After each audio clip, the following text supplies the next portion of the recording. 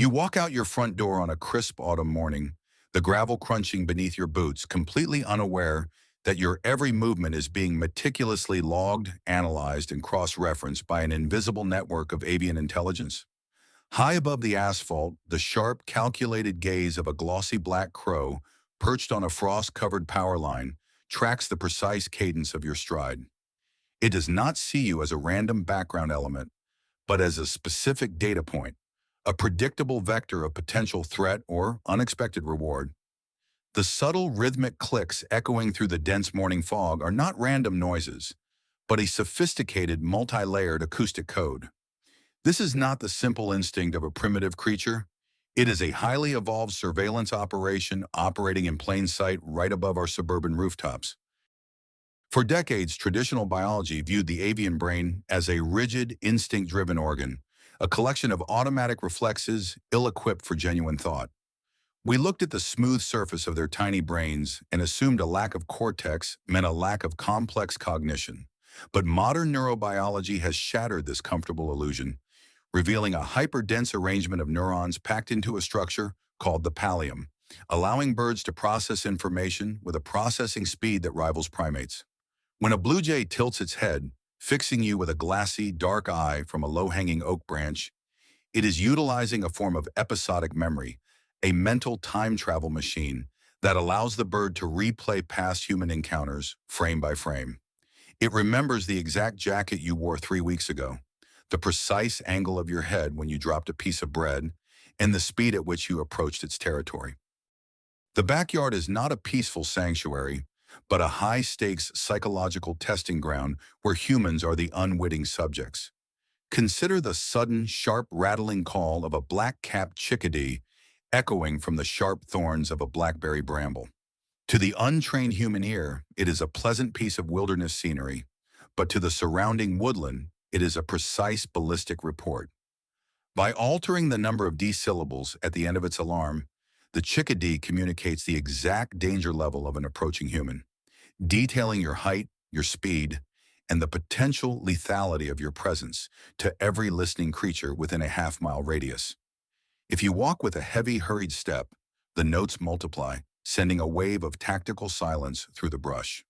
This hidden acoustic matrix is backed by a level of visual literacy that challenges orthodox views on animal brains. In the middle of a crowded city square, a feral pigeon with mottled gray plumage and iridescent green neck feathers watches a dense crowd of commuting humans. Researchers conducting field experiments wrap themselves in identical laboratory coats, yet the birds consistently picked out the specific individual who had previously disrupted their nests, ignoring the identical decoys. The pigeon utilizes a specialized neural pathway to isolate minute facial geometry, ignoring changing clothes or altered gaits to lock on to the permanent structural features of your face. They are decoding us, reading our micro-expressions, and predicting our intentions long before we even realize we are looking at them. As you move beneath the canopy of a suburban park, the heavy beak of a common raven twitches, its throat feathers expanding as it emits a low, resonant, guttural grunt that vibrates through the damp pine needles. This is not a reaction to your presence, but a targeted transmission. Corvids possess a complex theory of mind, meaning they can infer what you are looking at and what you might be planning to do next.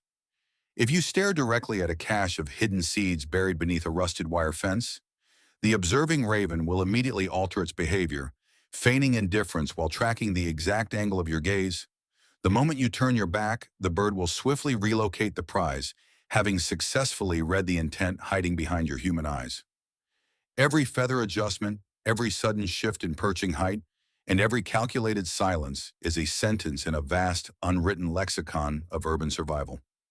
When a magpie perches on a weathered wooden fence post, flashing the stark, geometric contrast of its white belly against its deep blue-black wings, it is executing a deliberate visual broadcast.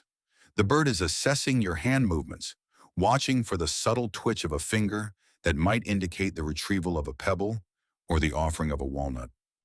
We have spent centuries studying birds under the assumption that we are the sole observers, the grand catalogers of the natural world. The chilling reality shifting through the canopy is that the tables are turned and we are the ones currently being cataloged. This profound reversal of roles becomes terrifyingly clear when we examine the concept of transgenerational memory, a cognitive breakthrough that proves birds can pass detailed descriptions of specific humans down through generations. In a seminal field experiment, researchers donned a specific, menacing human mask while trapping and banding wild crows. Years later, long after the original birds had passed away, any human wearing that exact mask was met with an immediate, furious mob of screaming corvids, including young birds who had never seen the mask before in their lives. The original flock had translated their traumatic experience into a lasting cultural legacy, embedding the geometric features of that human face into the collective memory of the local population. When a crow looks at you today, it is not just assessing you based on its own short life. It is checking your face against a historical database maintained by its ancestors. The physical mechanics of this avian surveillance are powered by sensory organs that operate far beyond the limits of human perception. While we perceive the world through three primary color channels, a songbird viewing a suburban garden looks through a fourth channel of light, capturing the brilliant, hidden patterns of ultraviolet radiation. A seemingly uniform flock of starlings swirling above a rusted metal silo is actually a highly coordinated tactical unit, tracking ultraviolet reflections on each other's plumage that change instantly with the slightest shift in muscle tension. This hypervisual acuity allows them to read the subtle changes in our skin coloration caused by shifting blood flow. Before you even consciously register a feeling of agitation or curiosity, the robin perched on a moss-covered brick wall has already detected the microflush of adrenaline in your cheeks, adapting its safety perimeter accordingly. This processing speed extends to their vocalizations, where a single second of avian song contains more compressed data than a human conversation.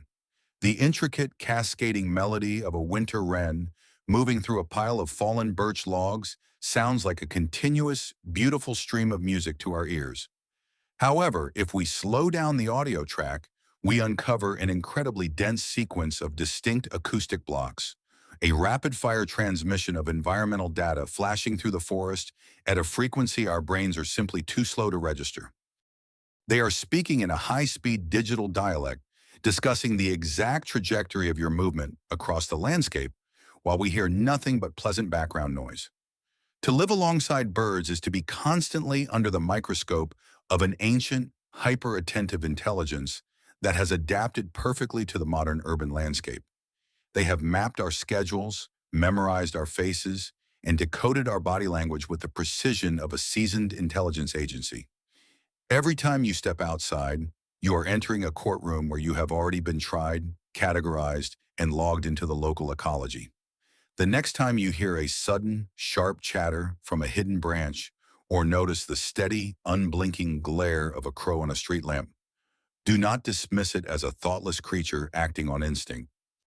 Look closer at the intricate pattern of its feathers, the calculated tilt of its head, and realize that you are standing in the presence of a mind that knows you far better than you will ever know it.